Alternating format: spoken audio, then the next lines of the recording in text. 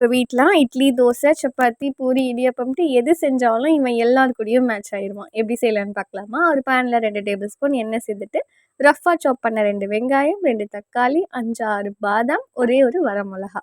இது எல்லாத்தையும் கொஞ்சம் நேரம் வதக்குங்க. ரொம்ப வதக்கணும்னு அவசியம் இல்ல. இப்ப இது ஒரு மிக்ஸர் ஜாருக்கு ட்ரான்ஸ்ஃபர் பண்ணி நல்லா மையா அரைச்சு எடுத்துக்கலாம்.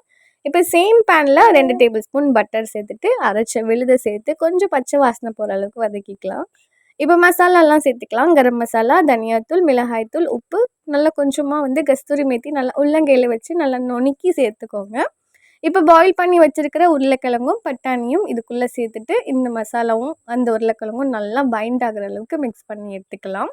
இப்போ மிக்ஸர் ஜார்ல கொஞ்சமா தண்ணி சேர்த்துட்டு, அதையும் அலசி உள்ள சேர்த்துக்கோங்க. லாஸ்ட்டா 1 டேபிள் ஸ்பூன் பட்டரும், கொஞ்சம் மல்லி இலை தூவி இறக்கினீங்கன்னா சூப்பரா ரெடி ஆயிரும். இது எந்த ஒரு ரெசிபிங்கிறத மறக்காம தெரிஞ்சா கமெண்ட் பண்ணுங்க. அண்ட் வீடியோ பிடிச்சிருந்தா மறக்காம லைக் பண்ணி ஃபாலோ பண்ணிக்கோங்க.